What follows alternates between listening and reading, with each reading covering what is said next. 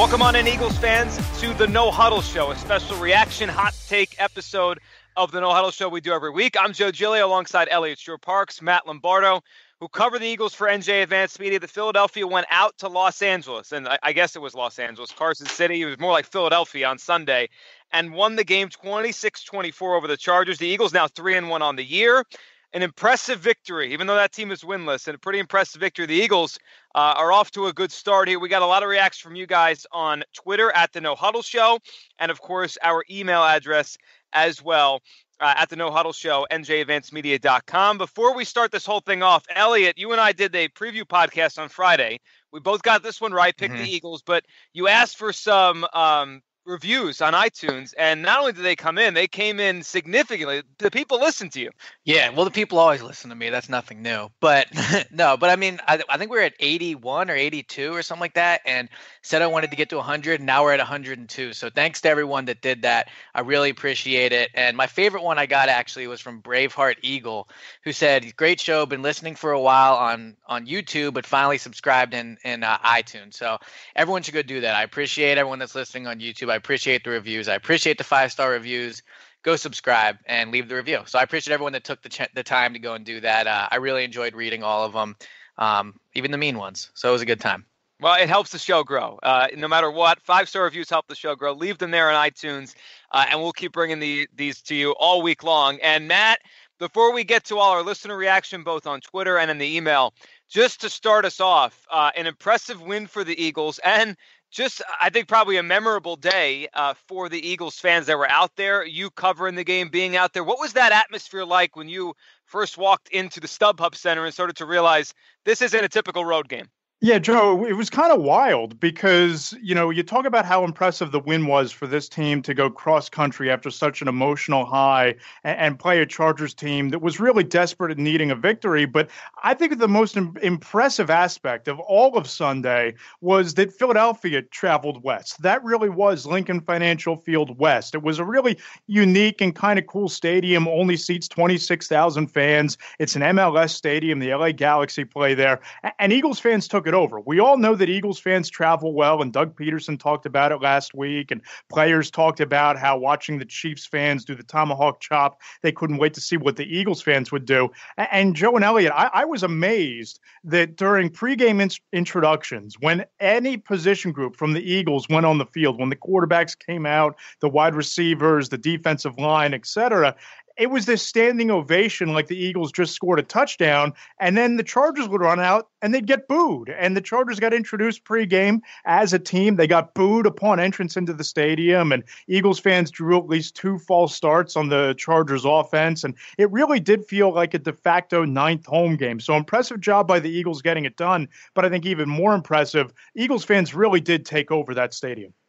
They did. It was an Eagles crowd. It was loud. It felt like every time a big play happened, even when the Chargers were on 3rd and long, Eliot, you could hear it. I mean, you just could hear the Eagles crowd getting revved up. It certainly played a role, and the Eagles showed up and played well for the fans in front of them. And that was, we talked about last week, Eliot, how that was a good win. It was maybe a game they wouldn't have won last year. This probably fits that same bill. Not just having a lead in the 4th quarter, but I saw you tweet about it after the game. They closed the game out. 6:44 held the football. I mean, for a team 2 weeks ago, which the head coach Doug Pederson said that he had to fix the run game, he fixed it. It works now. I know the Chargers and Giants are not good run defenses this season, but that was impressive just the way they did put their foot down and said, we're not losing this game.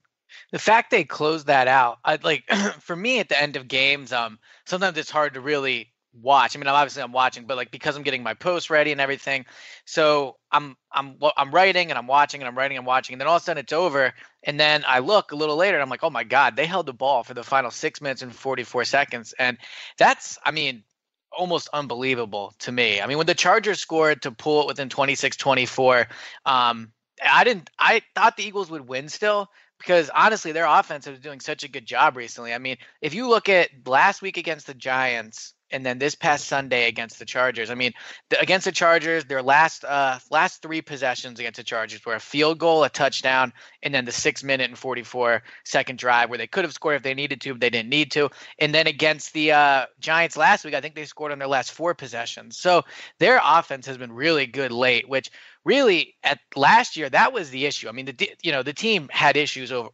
over the field, but I thought their main issue last year really was the offense wasn't getting it done late. I mean, I think Carson at one point, I remember there being, a narrative or talking, something we would talk about on the podcast late in the season about how Carson was continually coming up small at the end of games. And then he drove him down the field against the Ravens. And I think that was kind of a turning point for this team because ever since that drive, they've been good in close games. I mean, I think, this season, all their games have been pretty close. And I know the Redskins one ended up being a 13-point win, but that game was really close. And they've gotten the job done late.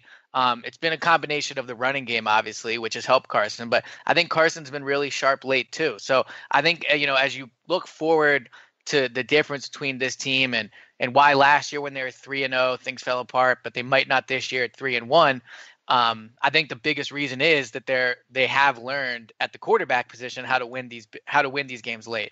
Yeah, 2 big things too. I think Matt. that they're a more talented team. They're a more talented team on offense at virtually every skill position. Carson Wentz is in his second season. Doug Pederson is in his second season. And guys, I wrote about this Monday on the site. I talked about it on the podcast right after the game at StubHub Center.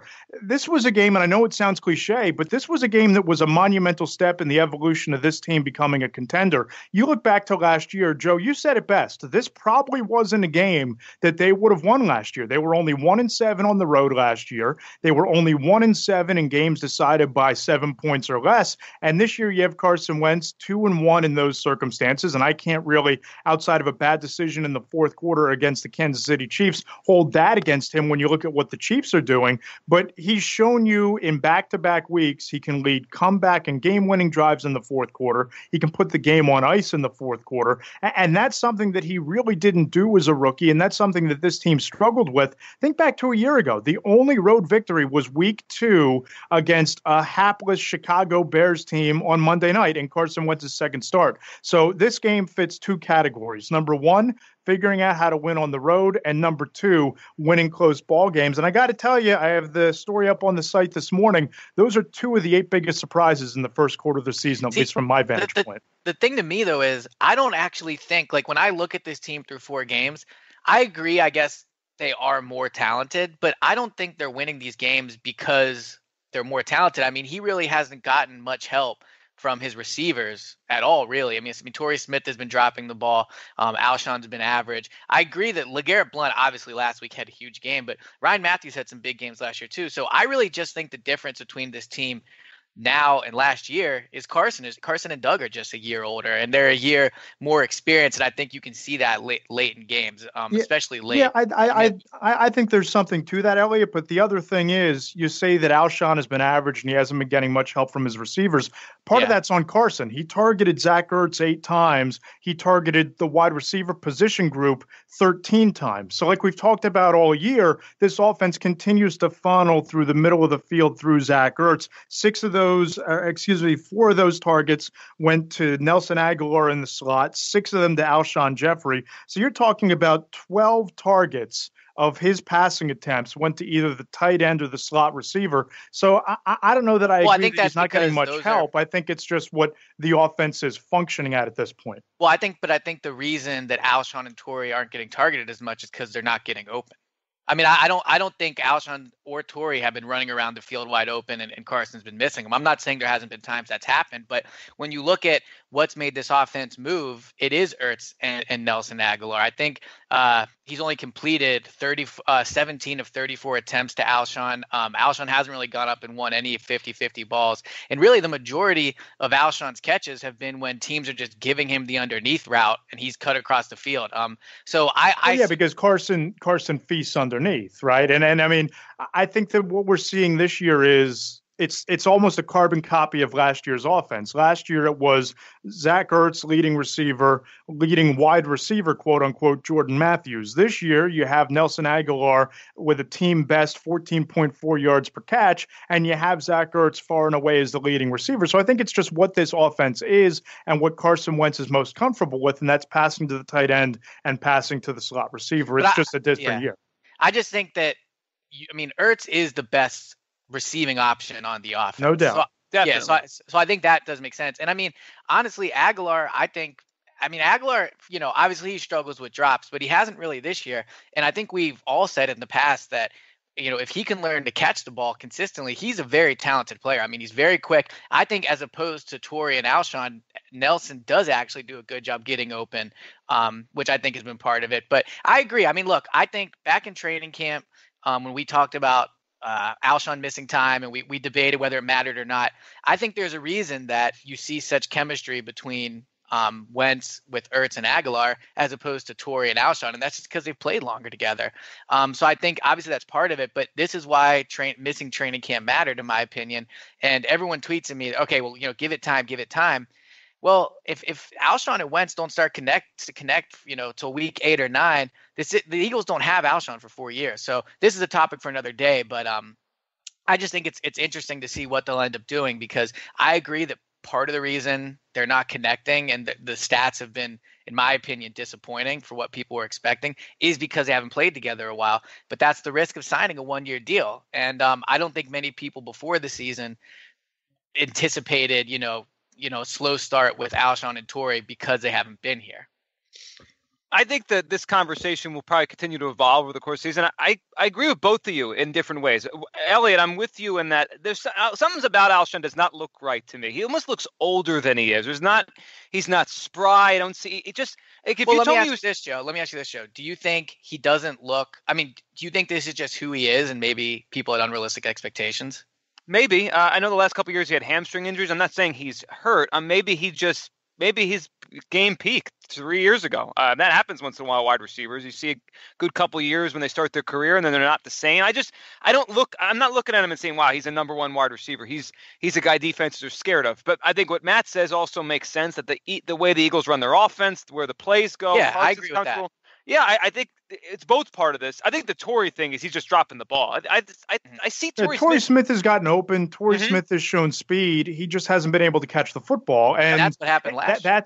That's what needs to come around in his game. Or then I think you have to start legitimately thinking about maybe making Shelton Gibson active 1 week and giving the kid a shot if you're not going to, get a reliable hands team out of Torrey Smith. But in the big picture, guys, if those tight end is your leading receiver and the slot receiver is the number 2 receiver and you're running the ball effectively, does any of this really matter? Does it really matter that the outside wide receiver isn't your leading target or isn't the focal point of your offense if this quarterback continues to funnel the passing game over the middle of the field? I don't think it's a negative that Nelson Aguilar is in the midst of a career year, or that Zach Ertz is proving himself to be an elite tight end in this league, which I think a lot of people questioned. I always believed that he was a top 5 tight end over the last 2 years, but I think that if this offense is built and this quarterback is comfortable throwing over the middle, then I don't think this becomes some sort of conversation about the outside wide receiver struggling,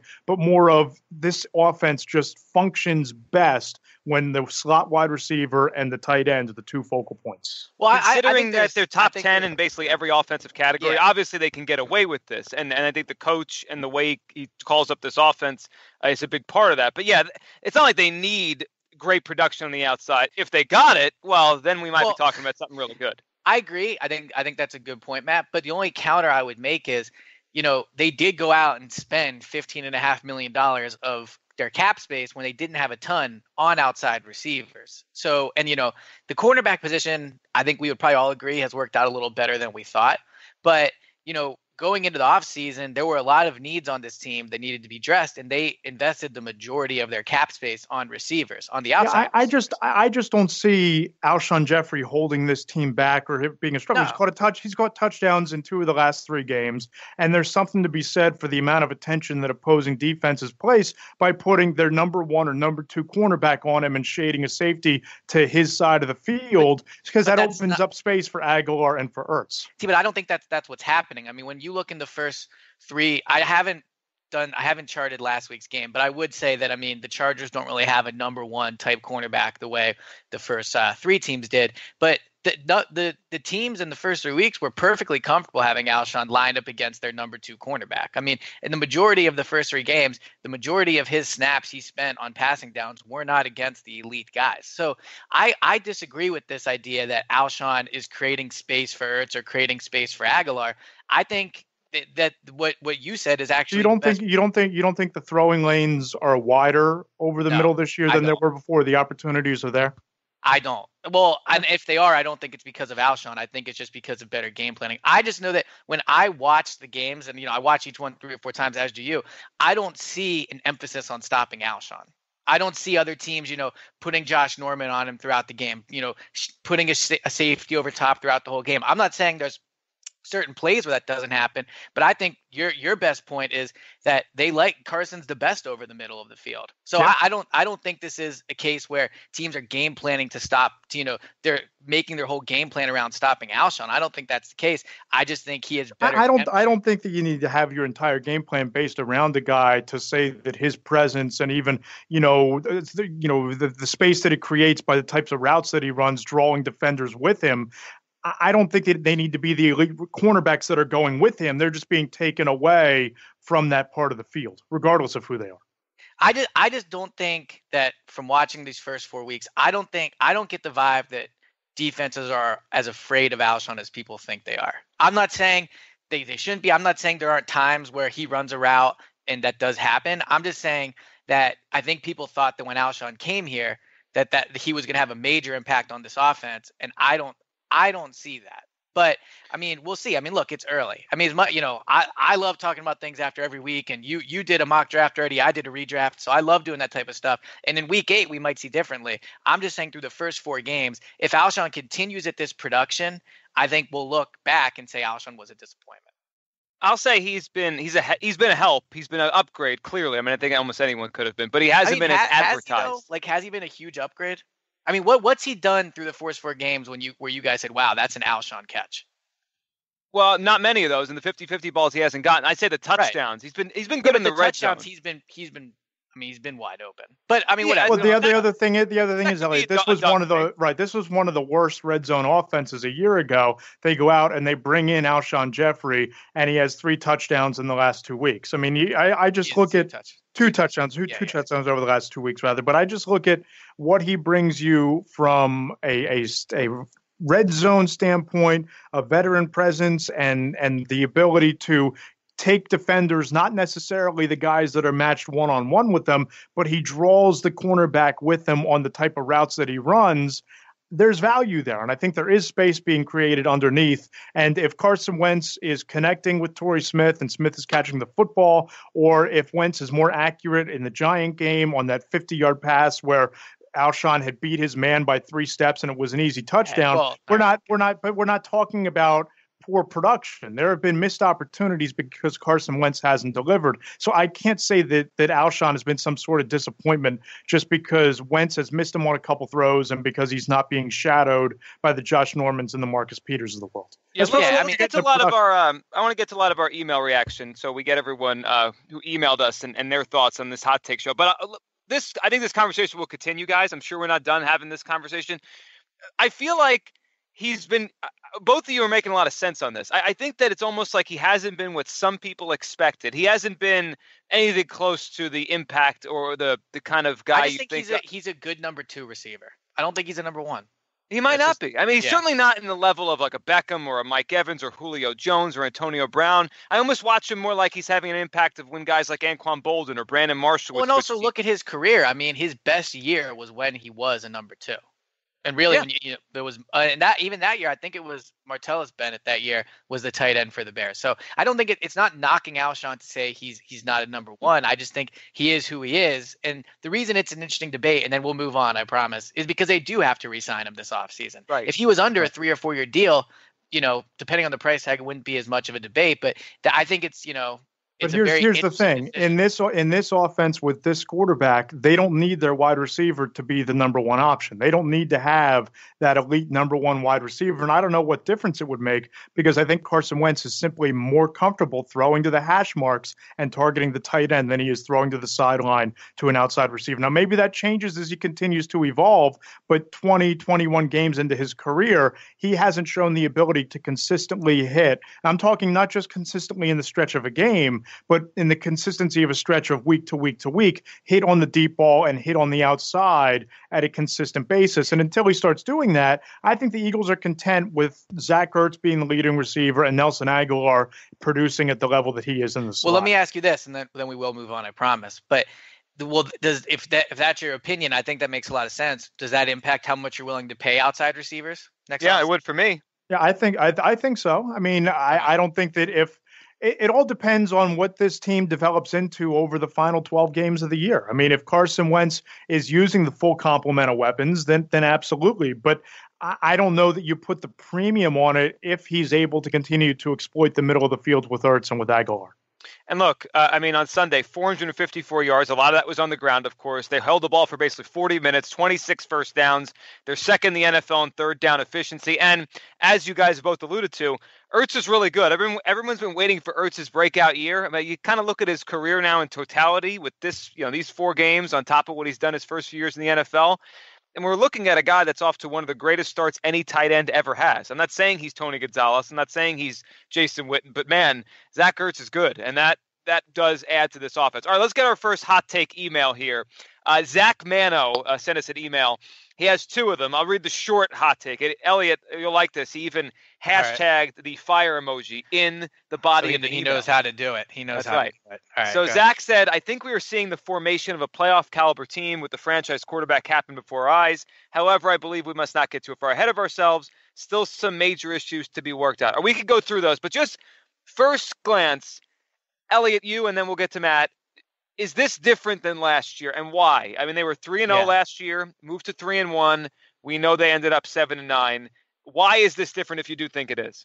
The reason I think it's different is because when I look back at their first 3 games they won last year, they really had everything go right for them in a lot of ways. I mean, if I remember correctly, Wentz didn't throw an interception until that game clinching one against the Lions. And I think they they didn't even turn the game. I don't even think they turned the ball over prior to that. I think it was the Matthews fumble and then the Wentz interception were their first 2 turnovers. But if you look at them this year, I think you can say that, not everything has gone right. They've had drops from their receivers. The running game has been bad at points.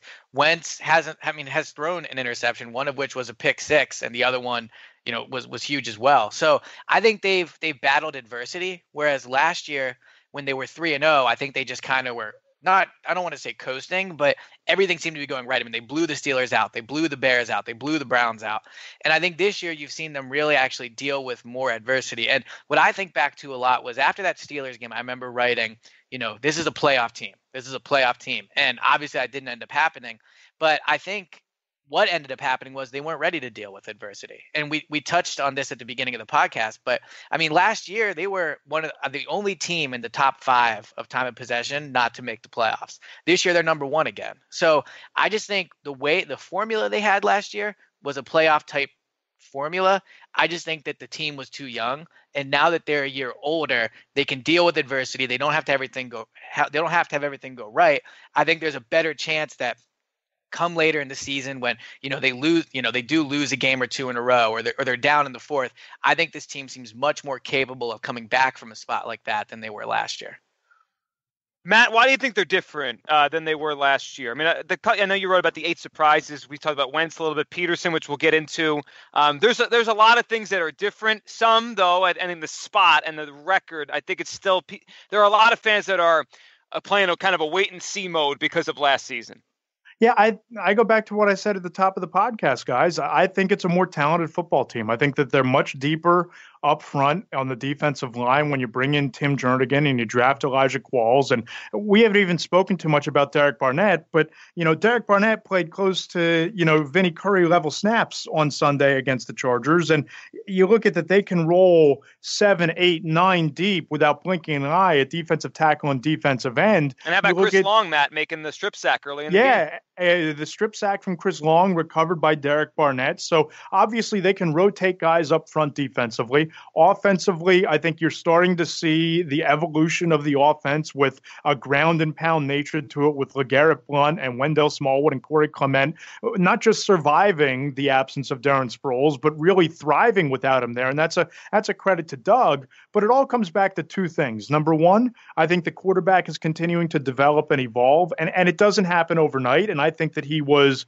wildly inconsistent in a lot of ways last year. And this year he seems to be playing with a lot more confidence. I think he's much more confident in his supporting cast, and they're battle tested now. They won a division game where they needed to drive down the field in the fourth quarter to tie it and then drive down again with time running out in the final moments to put the Giants away with a 61-yard field goal. And then on Sunday, it really felt like that game could be slipping away in the fourth quarter, that the Chargers had the door cracked back open for them late when they scored 14 points in the final frame, and the Eagles held on the ball and put it away. So I think the evolution of the quarterback, the talent level, and just the way that this team is battle-tested in tough games, it's really starting to translate into them having a swagger about them. And I think they've positioned themselves rather nicely in an NFL that there really are no dominant teams, as you've pointed out in your power rankings today, Joe. There really are no dominant teams. There are no complete teams in the NFL. And the Eagles are playing their way into that upper echelon as we round out of the first quarter. Yeah, I'll throw in the road victories, which I think, I always try to look at the math to get to the playoffs for every team in the NFL. Like, what do you have to do to actually get there? And last year they went 1-7. One of you guys mentioned to start the show on the road last year. They already have 2 wins. They were good at home last year. They were 6-2 at home last year, and that equaled out to just a 7-9 season. If they could be a 6-2 team at home again, which plays into what's coming up because they have a lot of home games coming up, and they get 3 or 4 wins on the road, well, there's your math. I mean, then you have your 9 or 10 wins, and we're talking about a year that could be really good. They already have 2 road wins, and last year that was something that they really, really struggled with. All right, let's get to Anthony here. Anthony sent an email saying the D-line's been stout. We need to get to the quarterback more, but we got to stop allowing these fourth quarter comebacks. 24 against the Giants, 14 against the Chargers. Eliot, how worrisome is this? It's probably the biggest worry off of Sunday. The amount of points they've given up in the fourth quarter. Giants, Chargers, I think 52 of the 92 points they've given up this season have come in the fourth quarter of games. Yeah, I mean, it's definitely concerning. Against the Giants, I think that you could make the excuse that, Cox wasn't there, Hicks wasn't there, Darby wasn't there, McLeod wasn't there. I mean, they were missing a lot of guys. Against the Chargers, I mean, obviously they didn't have Fletcher Cox or Darby, but McLeod was back, Hicks was back. I thought the defensive line played pretty well. So I think it is a concern. I'd be interested to see. I'll have to look at it closer, but I wonder if Jim Schwartz is just being outcoached later in these games. I mean, teams make adjustments throughout the games. Early on, the Eagles defense is doing really well, which is normally a sign that they've game planned it and their game plan's working. But, maybe part of it is Schwartz is being outcoached. Other teams are making adjustments and Schwartz isn't able to adjust back. I mean, the team is deep on the defensive line. Obviously not a cornerback. Part of it is Rasul Douglas. He really struggled against the Chargers. But yeah, I mean, look, it's obviously a concern because as much as, I said that the offense was one of the reasons they didn't make the playoffs last year, the offense is doing their job this year. I mean, it's going to be tough to hold the ball for 6 minutes and 44 seconds at the end of every game.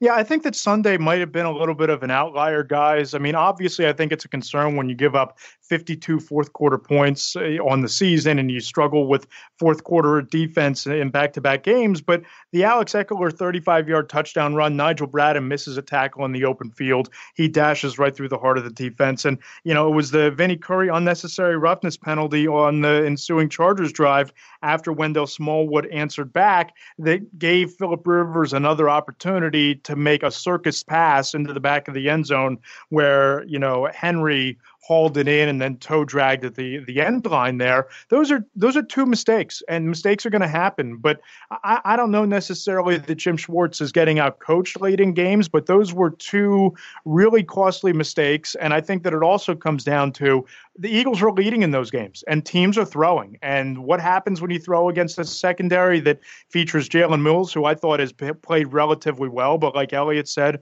Rasul Douglas, who's struggled, neither of which are top flight corners. You're going to give up some big plays, especially when you have Odell Beckham Jr. and Sterling Shepard, or when you have Keenan Allen and Tyrell Williams, both really elite speedster types on the outside. You're going to give up some big plays. And I think that the Eagles secondary at this juncture just isn't equipped to play lockdown defense when they're getting hit with a barrage of passing plays, as has been the case over the last 2 weeks.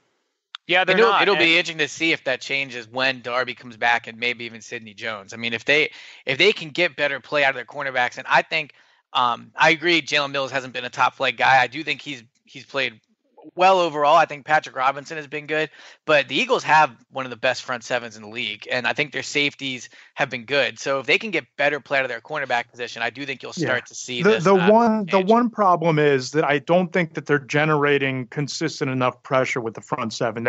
They get timely sacks, but then they go through stretches where it seems like they're not giving the quarterback any pressure and he has plenty of time, and that's where the secondary starts to get picked apart. So let's see them generate a more consistent pass rush. And like you said, Eliot, get Ronald Darby back out there and maybe Sidney Jones. Mitchell sent us a hot take email. Eventually, when this team is at full strength, kind of leading us to this conversation you guys just started there with Sidney Jones, Ronald Darby, Fletcher Cox, who I think would make a big difference on what you were saying, Matt, with the consistent pressure when he's in there. How good could it be? It's funny. I think we all, before the season, when we did our preview podcast, either picked them to the playoffs or picked them right on the edge of the playoffs and then talked about what their ceiling would be, around 10 wins or so. I don't know what the win total is going to be this year, but they're 3-1, Eliot. And the funny part about this is you could see them getting better as the year goes on. The offense is missing big plays. They're playing well. They're top 10 basically in every metric right now, yet they can make some bigger plays down the field. They're missing those. And defensively, they're just missing people and giving up big plays. If they make bigger plays on offense and they stop bigger plays on defense, I mean, what's the ceiling here?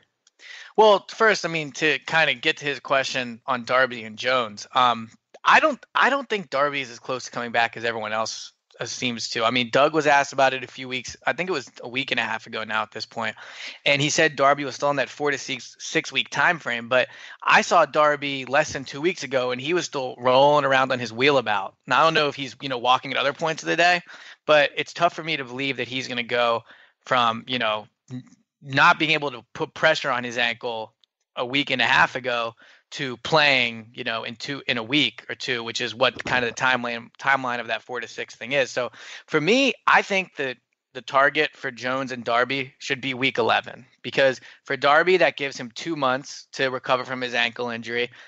The week 11 game against the Cowboys is coming off the bye, which works out nicely for him. And for Sidney Jones, he's technically eligible to start practicing in week 7. So, after the Eagles play the Cardinals, that Monday, he is technically able to come off the NFI list. The Eagles would have to cut somebody, but he can go on they would have to cut him. He can start to practice for 3 weeks.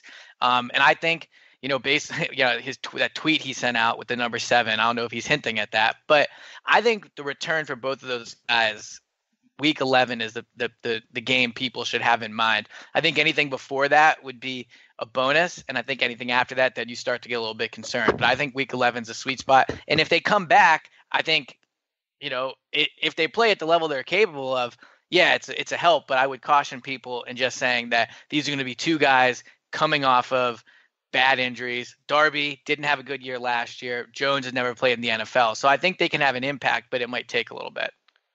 And that would lead in, if they come back around that time, Eliot, the time you said, week 11, that would lead into the stretch run of the season, 7 games to go, 4 on the road, 2 against the Cowboys, which may decide the NFC East.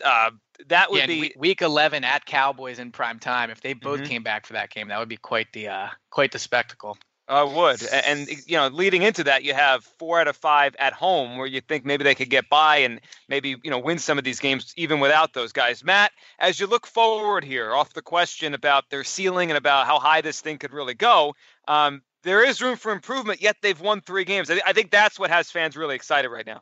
As of now, they're the favorite to win the NFC East, and they deserve to be in the driver's seat based on the way they've played.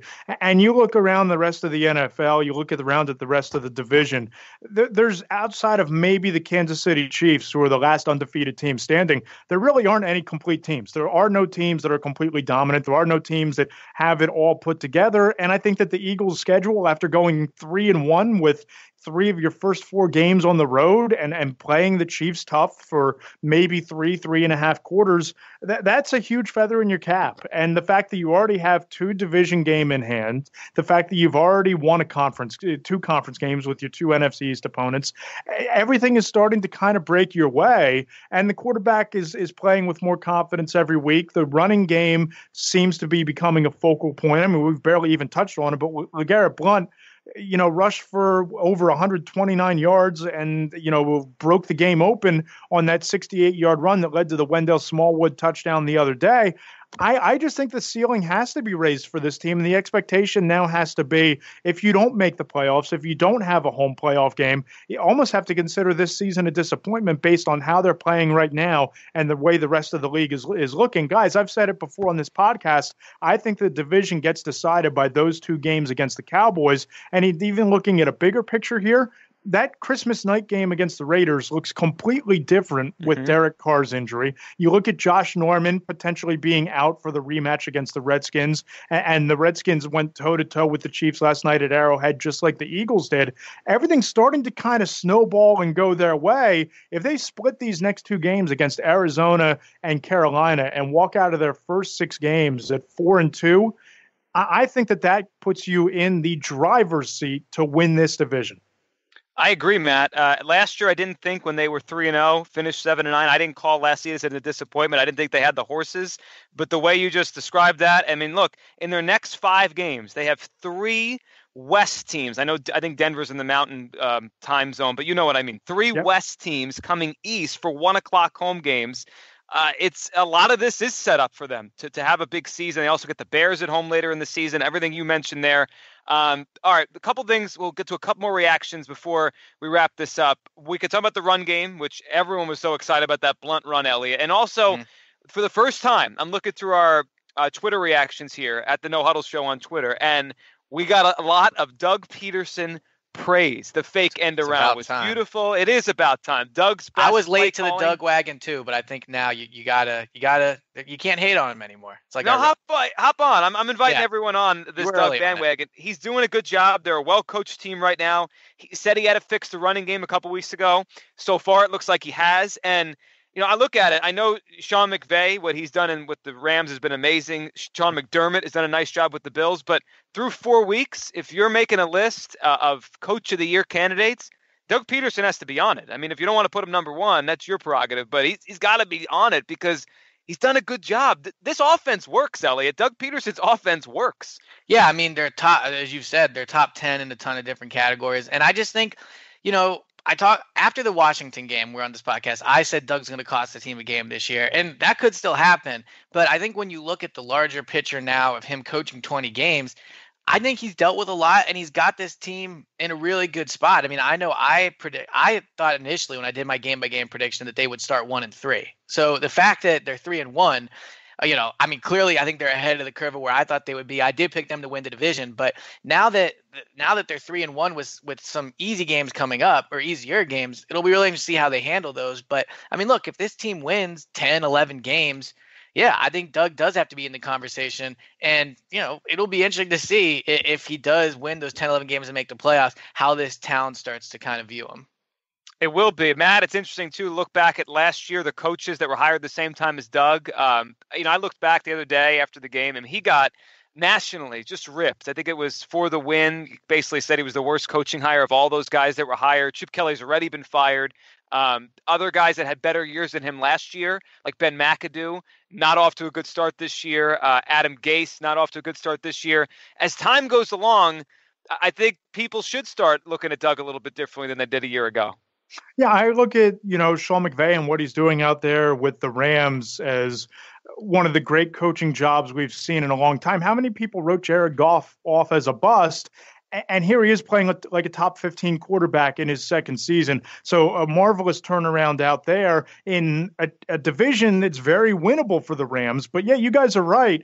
Doug is right there with McVay, in my opinion. And I think that if this continues, and we talk all about his development of Carson Wentz, and that's obviously priority one, but priority two is he's got this team buying in. I mean, you think back to the stories I was writing in Chip Kelly's final year where offensive linemen didn't want to play hurt when they could play hurt for Chip Kelly. We heard all about players not wanting to interact with Chip Kelly or vice versa, and the standoffish nature and the divisiveness of this entire building. Doug has been completely on the opposite end of that spectrum. These players love playing for him to a man. They believe in him, and they're starting to play like it. They're starting to play like they believe him. And I don't even want to give him credit for being a rah-rah, win one for the Gipper type of coach, because he's been very malleable with his play calling when you think of where they were in Kansas City, dropping Carson Wentz back to pass 56 times to where they are rushing for 393 yards over the last two games. He's figured out a way to get balance in the offense. He's been putting together his game plans opponent dictated, meaning that he's exploiting the defenses rather than just lining up the same scheme and the same set of plays as Chip Kelly did. And I think that, he's got this team believing in itself, and he's got this team playing at a high level, both in close games and on the road. So I don't have a negative thing to say about Doug Pederson this week. That's for sure. It's amazing. Joe, let's do a rapid fire through the heat. I want to make sure we get to all of them. I feel like sometimes we don't always get to all of them. So rapid fire. Yeah, rapid Ready, fire guys? through the heat. Only the hottest takes though. All right. MFG dog, that run by Blunt. Oh my goodness, that's a grown ass man. Hashtag the No Huddle Show.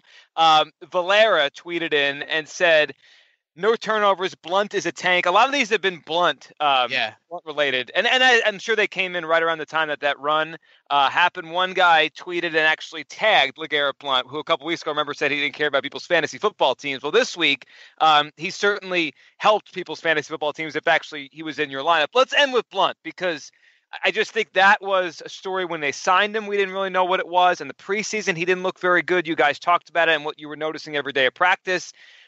Second game of the year, he didn't do anything, literally. And then after the game, it was like, well, what's going on? Is he even a part of this thing? And now he obviously is after his game, after that run. Eliot, how have your thoughts on Blunt evolved and what he's going to be now for this team the rest of the season? Yeah, so I didn't think Blunt had what he did last Sunday in him. I didn't think, even if you gave him 30 carries, that he would be able to get the kind of yards he did. And that run he had, that 68-yard run, it sounds stupid to say, but it was incredibly impressive. I mean, the fact that he kept his balance, at one point his hand hits the ground, he still gets up. For a guy his size to be able to do that is amazing. And the thing is, though, with Blunt, people have said, in his last two games, well, give him the ball more. But I think Doug's hit a sweet spot with Blunt where you don't want him to carry the ball 25 times a game just because he's having success. I think if you kept giving him the ball more, I don't think that's going to change. And I think just really quick to what Matt had said, I think I agree that they've found more balance in the offense, but I think that has more to do with the fact that they're playing teams that are bad against the run than it does so much Doug's like philosophy against running the ball. I think the Eagles want to run the ball. I just think against the Chiefs, there was no room to run there, really. So yeah, two things there. I mean, we talked about last week leading up to it, and I wrote about it in all of the matchup pieces and Lane Johnson talked about it in the 4 down story, that the key to neutralizing an elite pass rush, which Joey Bosa and Melvin Ingram are, and they were irrelevant on Sunday, is running the ball. And I think it takes guts to run the ball into the teeth of a pass rush, and they did it effectively. And let's go back to the day after when the Darren Sproles tore his ACL and broke his arm on the same play. Joe, I think you asked us both, what's this running game going to look like without Darren Sproles? And I said it's going to be that backfield by committee that we all envisioned it being, that it was going to be LeGarrette Blunt with 15 to 18, that it was going to be Wendell Smallwood with 12 to 18 touches, and it was going to be Corey Clement somewhere between 5 and 10 carries a game. And on Sunday, that's exactly what you got. And I think, Eliot, you're right. You found the sweet spot with 15 to 16 carries for Blount. He averaged 8.5 yards per carry, 136. Smallwood got 10 carries for 34 yards, and Clement got 10 carries for 30 yards. So I think that Doug has figured out a way to utilize the backfield by committee approach we expect them to have all along. But without Darren Sproles, this committee approach seems to be able to mask the loss of their most dynamic back. It works. The offense works. And every time I watch Doug, as it's evolved over 20 games, the more I watch him, from the aggressiveness to the way he deploys players to the way he tries to exploit the weakness of the opponent. Now, they could be one thing one week. You said it a few minutes ago, Matt, malleable. Something a different week. He, a lot of ways, is the coach Chip Kelly was supposed to be. And Chip Kelly wasn't that. His offense stopped working after a year, and he couldn't fix it. Great point. Doug seems to get better as the years have gone on here, as 20 games have evolved. We got a lot of season left. You guys will be at home Sunday. Eagles, Cardinals, 1 o'clock. I'll be listening for the preview podcast later in the week. Eliot, as always, thanks for doing this. And, of course, everyone out there, thanks for leaving us those ratings. Eliot, how much do you think we can get to? 120, 130, 150? I would like to be at like 115 by Friday. 115 feels like a fair ask. So if you're listening, go ahead, leave the 5 stars, and just, tell me why I'm right about everything we just talked about. Do that. Thanks for listening. Leave those reviews. Matt, as always, thanks for doing this. Can't wait till the next one. And thank you for leaving your hot takes both on Twitter and the email. We'll do it again next week. Everyone have a great one right here, NJ.com.